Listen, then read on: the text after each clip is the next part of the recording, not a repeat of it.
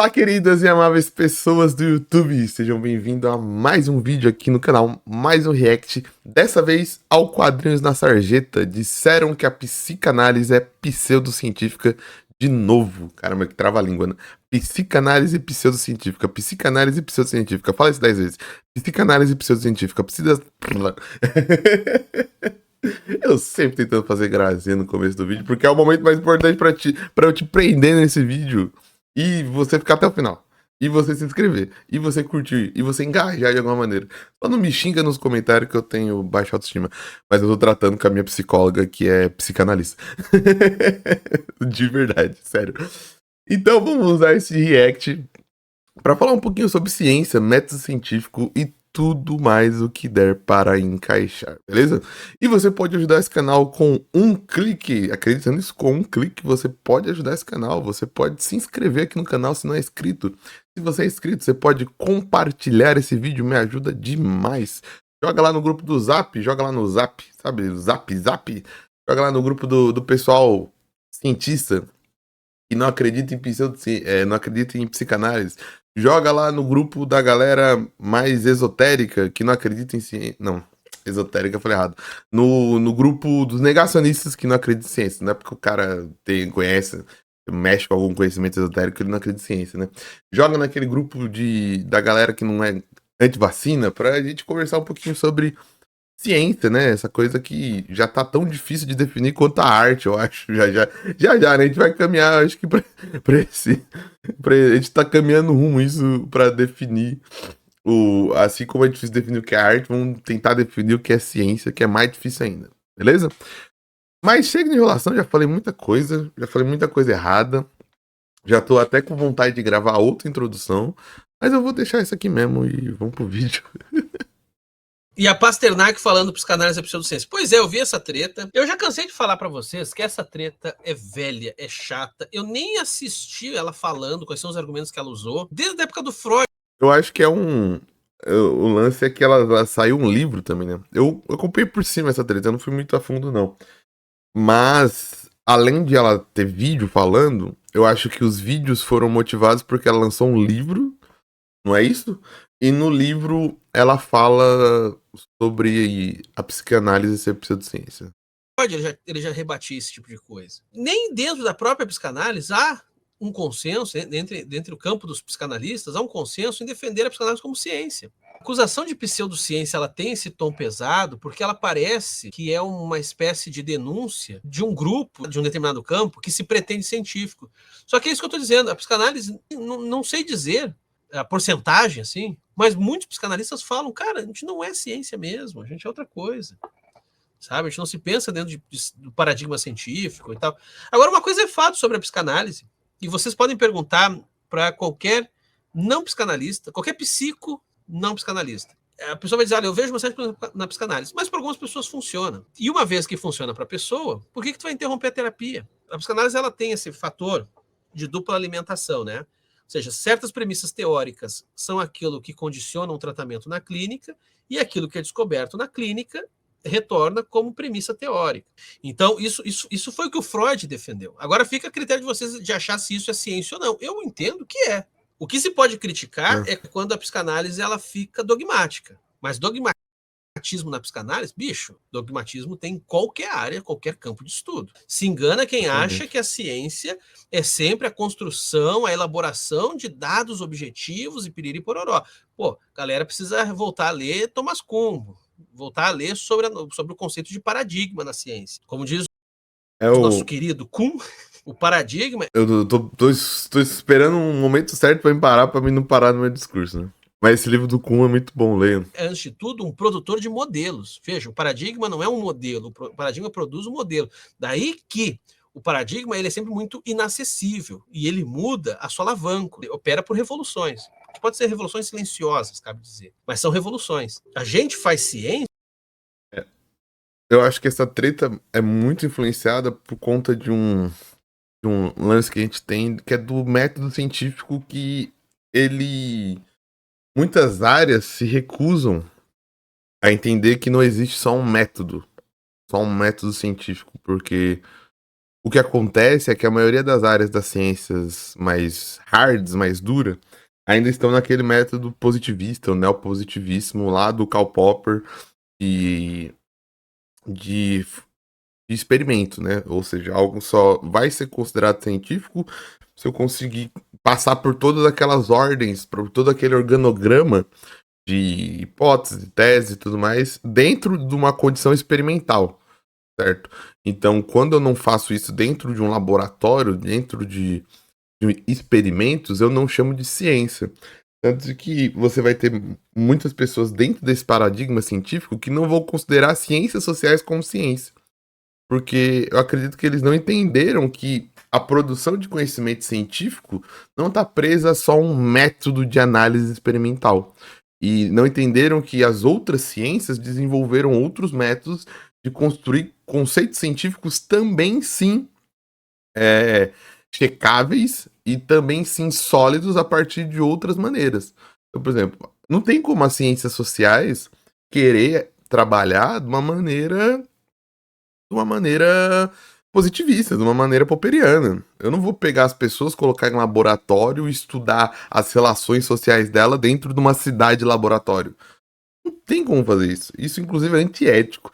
Inclusive, tem um documentário muito interessante na Netflix que mostra os impactos de cientistas meio malucos que tentaram fazer isso. Não sei se já viram. Esqueci o nome do documentário, mas é sobre trigêmeos. Pesquisa depois no Google aí, documentário sobre trigêmeos. Eles pegaram trigêmeos e queriam estudar como que gêmeos idênticos se desenvolviam em ambientes diferentes. E eles basicamente pegaram trigêmeos órfãos, separaram eles e jogaram em várias famílias diferentes, num movimento super antiético, e sem avisar as famílias que eles tinham irmãos e tudo mais. Eles pegaram um monte de trigêmeos e separaram por aí, cara. Separaram pelos Estados Unidos.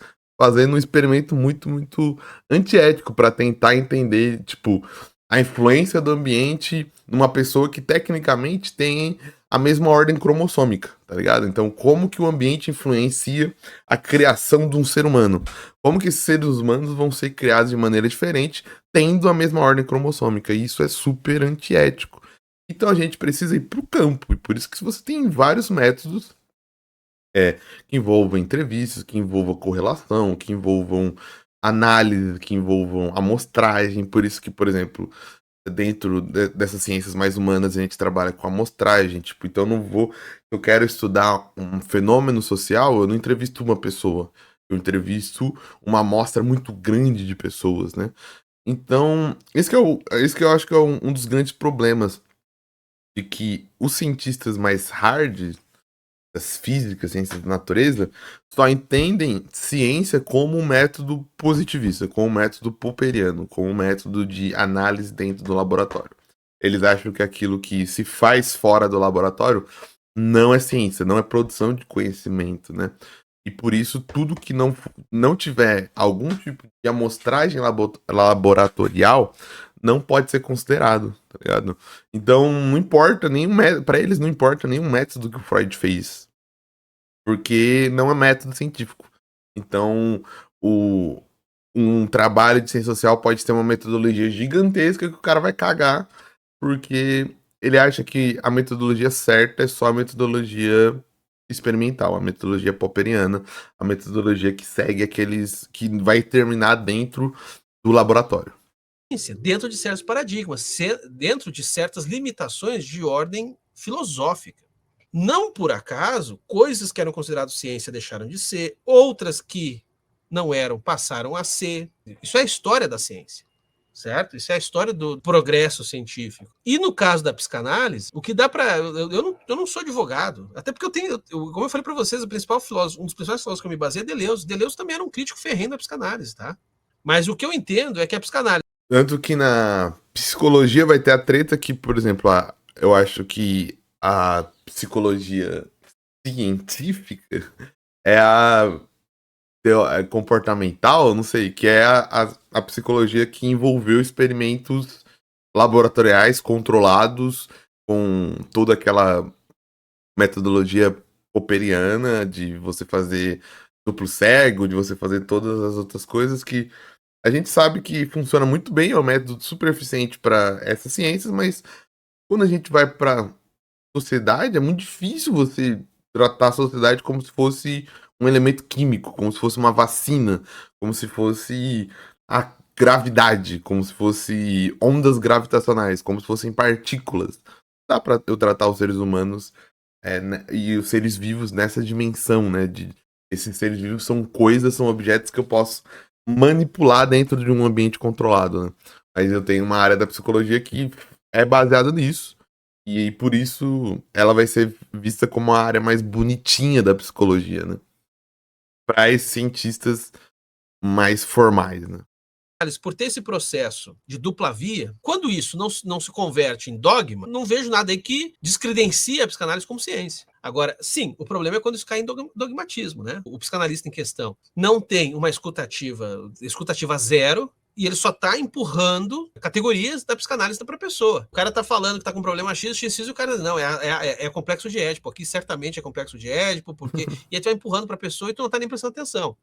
Tem psicanalista picareta, sim. Tem muito psicanalista picareta, sim. Vou falar de uma questão pessoal, tá? Eu já conversei com psicanalistas que eles ficam completamente deslocados pelo fato de eu ter TDAH. Porque toda aquela arquitetura deles, troço que aparecia lá no Freud, e depois alguns são lacanianos e tal, mas não contempla essas coisas que se descobriu mais recentemente. Não contempla. Aí os caras vêm com aquela mesma porra engessada, porque é assim, porque o papai... papai comeu a mamãe, você quer comer a mamãe, então o papai não deixa você comer a mamãe, então você... É sempre a mesma ladainha. E tem uma dificuldade enorme de lidar com neurodivergentes, a não ser aqueles que já estão naquelas categorias antigas, né?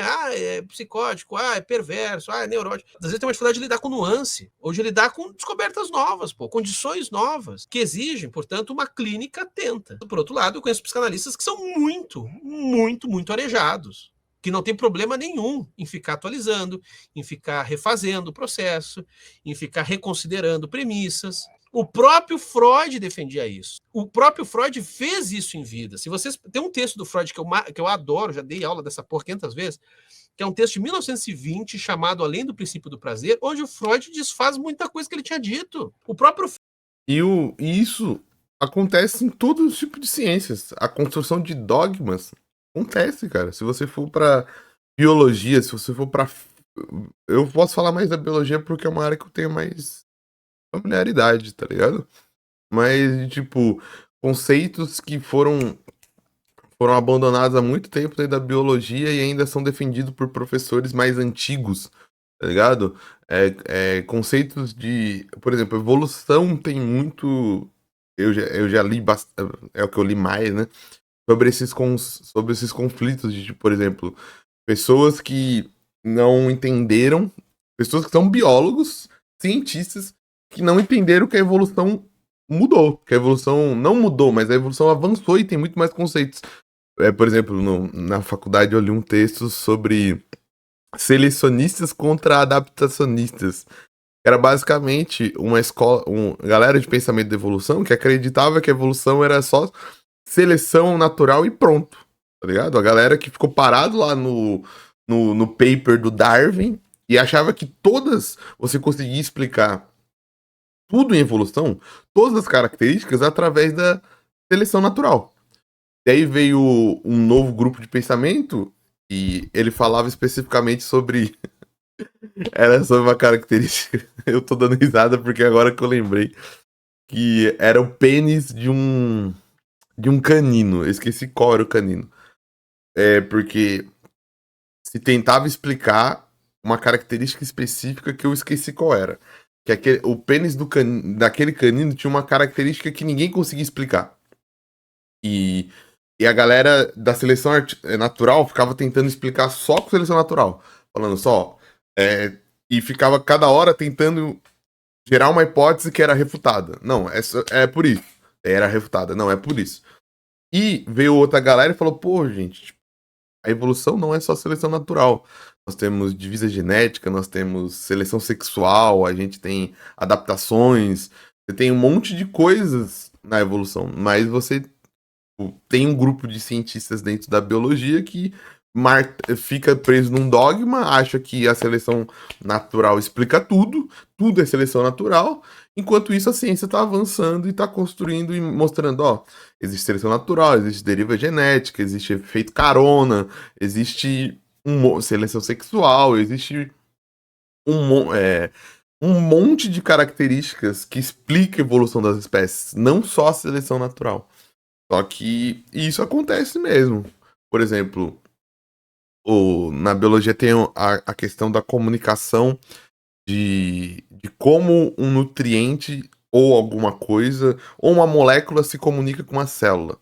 Então a gente aprende lá na escola um modelo chave-fechadura, né? Que tem a proteína na membrana plasmática, que é a fechadura, e a molécula vem com uma chave, abre e entra. Hoje em dia a gente sabe, já tem estudos e observações mostrando que não é bem assim que funciona a comunicação entre células. Mas você vai ver, tipo, principalmente as pessoas que estão mais. E muitas vezes é por causa de dogma, muitas vezes é por causa de falta de atualização, talvez, mas defendendo esse modelo, né?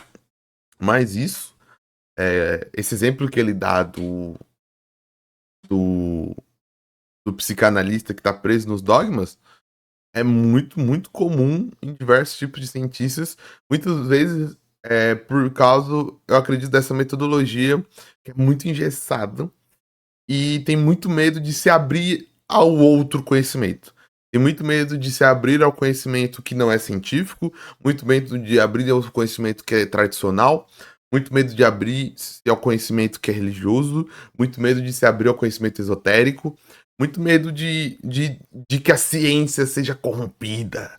Não, a ciência vai ser corrompida, a gente precisa se proteger, a gente precisa se fechar e se enclausurar dentro do método. O método é a nossa armadura, e esse método é sagrado, e é um tipo de louvar o método e não louvar o conhecimento. Não que algo tenha que ser louvado, né? Eu acho que tem que louvar no seu íntimo, na sua religião, né? Mas é uma preciosidade, uma ciência que não tem como fronteira o conhecimento, mas sim um método. O que importa é o método. O método é o importante. O método é o que conta tudo. Então, tudo que não seja o método, saia daqui. Não é conhecimento. Não deve ser valorizado. Tudo mais. E aí que entra nessas discussões que são meio bobas, né? De você ficar discutindo. A Pasternak mirou na psicanálise porque deu polêmica, mas não daria tanta polêmica. Mas eu acredito que, não vou falar pela Pasternak, né? Mas esse tipo de pensamento invalidaria até sociologia, tá ligado? Até ciências sociais. Até outros tipos de ciências. A geografia humana, por exemplo. Algumas linhas da história, por exemplo. Porque se não se enquadrar um método, tudo não é conhecimento. Eu já falei isso num vídeo aqui, né? Sobre como a biologia sofre muito com isso. Eu posso até repetir. Mas a biologia é uma área que sofre muito com isso, porque como ela é irmã mais nova, assim, né? Ela estava em outros. A biologia tá aí desde sempre, mas como linha acadêmica, como curso, é mais nova. Os biólogos são mais novos. As pessoas formadas em biologia são mais novas. Doutores em zoologia, em paleontologia, são mais novos, assim, vamos dizer, do que os físicos. Físicos, se é físico, se forma em física há 400 anos, e antes o biólogo era outras coisas, historiólogo, geólogo, historiador natural e tudo mais. Então os biólogos sofrem muito, e muitas áreas da biologia querem muito se ver como sérias, e caem muito nessa bobagem de louvar o método, e principalmente de querer se provar como uma ciência séria através desse método. E não através do conhecimento que é gerado pela biologia, né? Então você cai em áreas da biologia que são altamente não sei como falar, mas são altamente matemáticas. Não porque a matemática não seja importante, mas acabam esquecendo todo o resto e focando na matemática como uma maneira de se provar tão eficiente e tão boa quanto a física. Porque a física tem muito disso, né? A física utiliza da matemática para se provar como verdadeira, né? Porque a matemática, teoricamente, é exata. E você tem áreas das ciências biológicas que se ficam presas nisso. e, tipo, tem um horizonte de conhecimento maravilhoso pra você desdobrar, pra você conversar, pra você falar. Mas nessa ânsia de se provar verdadeira, você fica preso na matemática. Já falei, né, sobre evolução.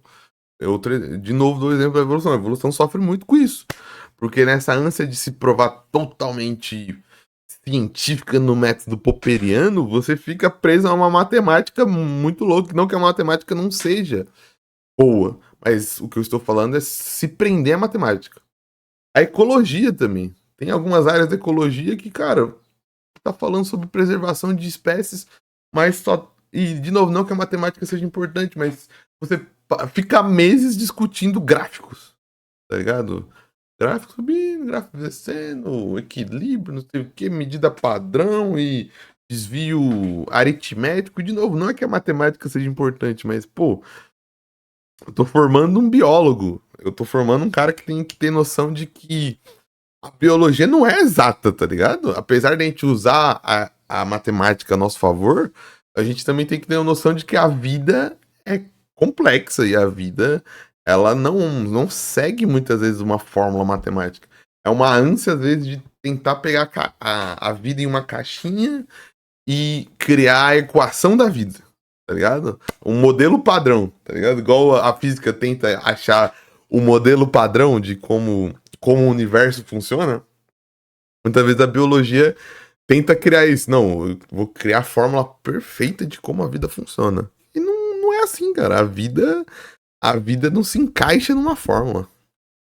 Freud em vida nunca teve problema, nunca foi apegado a dizer assim, não, é sempre a mesma coisa. Não foi, cara. Ele tinha total consciência de que a psicanálise deve evoluir com base nos achados que eles têm. E é o que acontece com Freud. Pega ali um texto dele famoso, que é a Introdução ao Narcisismo, que é de 1914, se eu não me engano, e aí tu vai para o Além do Princípio do Prazer, que é de 1920, ou seja, uma diferença de 6 anos, ou 8 anos, sei lá, e o Freud refaz o modelo teórico, cara. Por quê? Porque ele passou a tratar de outras pessoas, passou a reconsiderar outras coisas. Bom, quer saber? Eu errei aqui. Tem vários intelectuais que tiveram culhão para isso. Assim, por exemplo, na área da antropologia, caso de Levi-Strauss. Levi-Strauss foi um antropólogo estruturalista que, quando já estava aqui com acho que 90 anos, começou a reconsiderar um monte de coisa que tinha dito. Minha depressão está sendo superada com terapia. Terapia cognitivo-comportamental, não teoria. Para mim, funciona muito esse estímulo para agir. Se está funcionando para. Essa aqui é mais. Tem um método mais tradicional científico, né? Ou tô maluco? Cara, que bom. Que é o mesmo, tá? Agora eu vou falar um negócio polêmico, certo? Eu não gosto de gente religiosa cagando regra na minha cabeça. Você sabe, eu sou ateu. Mas eu não tenho problema nenhum, de verdade. Por isso que eu fiz aquela defesa a Andressa Saura. Eu não tenho problema nenhum da pessoa ter uma fé e essa fé fazer bem para ela. Porra, se faz bem para ela, o que eu tenho que. Eu acredito no Deus do macarrão e isso me faz bem. Que bom, cara. Eu não tô sendo debochado. Tu te sente melhor, tu sente. Porra, que bom. E faz mal para alguém? Não faz mal. Tem enche o saco de alguém? Não enche o saco nem. Que bom, cara. Vai fundo na tua fé aí. Aliás. E deu polêmica isso também, né? Porque muitas pessoas não entendem o papel da fé e que o SUS gerou algumas notas do Conselho Nacional de Saúde, né? Tratando a fé como tratamento complementar. Ou seja, analisando a fé, e no caso do Conselho eles estavam falando sobre a fé de matriz africana, e evidenciando, e isso é muito bonito, isso é muito importante, porque vê uma transdisciplinaridade, né? Entende que o ser humano não é só uma máquina científica, né? E muitas pessoas falam, não, mas porque o SUS tá usando pseudociência. Não tá usando pseudociência, tá usando a fé, realmente. E como tratamento complementar. Ou seja, a pessoa, seguindo o tratamento do SUS, ela nunca vai deixar de ter o tratamento primário através de medicamentos. Só que o SUS também entende que, vou pegar um exemplo extremo, a pessoa que está em quimioterapia pode ser muito importante para ela participar de atividades religiosas para aguentar o tranco e a merda que é passar por um tratamento. Desculpa a palavra merda, mas é que eu não achei uma palavra melhor para definir a dor que um paciente deve sentir. O SUS entende que, tipo, essa pessoa vai se sentir muito mais forte, muito mais revitalizada, vai ter um efeito muito positivo se ela tiver uma fé e se ela participar de cultos dessa fé enquanto ela tá passando pelo tratamento, tá ligado? Por isso que é tratamento complementar, tá ligado? E o que a gente já faz há muitos anos sendo uma religião cristã. As pessoas, e não precisa de um órgão reconhecer isso, porque a própria cultura já reconhece. É que os órgãos estão reconhecendo aquelas religiões que são marginalizadas. Mas nós, todo mundo que é criado nessa cultura cristã, quando tá num período de doença, geralmente, é oferecido orações. A maioria das Santa Casas, de hospitais, de UTI, tem capelas. Já tem o cristianismo já oficializado, já é institucionalizado como tratamento complementar. Já é, tá ligado? E a galera ficou meio, não sei o quê, mas, pô, quantos hospitais tem capela? Quantos hospitais tem capelão? O cara vai te oferecer uma oração, vai te oferecer um culto, vai te oferecer uma missa. O SUS só tá fazendo isso para as outras religiões que são marginalizadas, outras religiões que não são oficializadas. Falando, ó, essas religiões também, assim como o cristianismo, têm importância no tratamento secundário, no tratamento complementar. Ou seja, o SUS nunca vai indicar essas religiões como tratamento primário, mas sim como tratamento complementar. Já que eu falei do Freud aqui, um dos lugares que o Freud foi espiar para cunhar a psicanálise foi justamente nos confessionários. A galera ia lá, falava com o padre no escuro. Reparem que a liturgia que o Freud depois adapta é muito parecida, que é a pessoa no divã de costas, assim como a pessoa dentro do confessionário que não vê direito o rosto do padre. Então tu vai lá, tu se confessa, tu conversa com alguém, existe ali uma escuta ativa e tu sai melhor. Pelo menos para muita gente funciona assim. Aí tu vai encrencar com isso? Eu não. Que bom que tem confessionário, que bom que tem padre escutando as pessoas. Se não tivesse um padre para conversar, não tivesse um pastor para conversar, ia ser pior ainda. Aí sim que tu ia ter mais gente neurótica, mais gente louca circulando pelo mundo, cara. É isso. Gostei do corte. Já vou tomar direitos autorais do MC. Não consegui pausar. Aí é isso. Se você gostou desse vídeo, não esquece do like, do compartilhamento. Vou deixar uma indicação de leitura aqui, que eu peguei até antes, porque eu lembrei que é a carta da transdisciplinaridade, cara. Que fala muito sobre isso, sobre a questão de a gente entender que o conhecimento humano não é só o conhecimento científico, que, na verdade, o conhecimento científico é um dos mais novos, umas mais novas maneiras como o ser humano construiu o conhecimento. Mas que o ser humano está construindo conhecimento desde que entende como gente, entendeu? Há milhares de anos os seres humanos estão construindo conhecimento, só que muitas vezes parte desse conhecimento é tratado com preconceito, né? E essa é uma carta muito interessante que fala sobre isso, que eu tive acesso numa época, não lembro quando foi, mas sabe essas tretas cíclicas de Twitter? Tem a treta cíclica com a astrologia. Tem um mês do ano que o Twitter implica com a astrologia. Eu lembro que eu vi o Gabriel Dredd postar essa carta, eu fui ler e, cara, me abriu muito. Eu já tinha, tipo, já tentava ver mais, assim, os conhecimentos como válidos, né? Principalmente por vir de um mundo bem religioso, assim. Eu já não tinha tanta birra com esses conhecimentos. Mas mesmo assim eu não tinha muito argumento. Eu não tinha muito como defender, sabe? E às vezes eu acho que isso é importante pra gente no mundo, né? Ter argumentos. Então eu deixo aqui a carta da transdisciplinaridade. Se alguém quiser ler, é só jogar no Google carta transdisciplinaridade. Esse é o primeiro link para conseguir ler. É um documento muito interessante pra gente falar um pouquinho sobre como o método científico show é um dos métodos mais seguros que a gente tem de produzir conhecimento, mas ele não é o único método que produz conhecimento. Os seres humanos têm diversas maneiras de produzir conhecimento e eu sei que às vezes dá medo, porque você tem o medo de que tal conhecimento seja ruim, mas acredite, existem vários conhecimentos, vários tipos de cultura, vários tipos de tradições que foram construídas fora da ciência e não são maléficas para os seres humanos. Então são boas, são positivas. A gente tem inúmeras religiões, a gente tem inúmeros conceitos religiosos, filosóficos, que foram construídos a parte da ciência e não são ruins. Assim como tem ruins. Mas aí eu te digo, existem conceitos muito ruins que foram criados na ciência também. Já tô careca de citar aqui determinismo geográfico, outros tipos de conhecimentos científicos que foram construídos na ciência e eram ruins também. Então tem conceitos que a ciência, feita por humanos, assim como as outros tipos de conhecimento, também estão com margem para falha, com margem para criar conhecimentos que são maléficos para a sociedade. Então, eu acho que isso não é um argumento válido.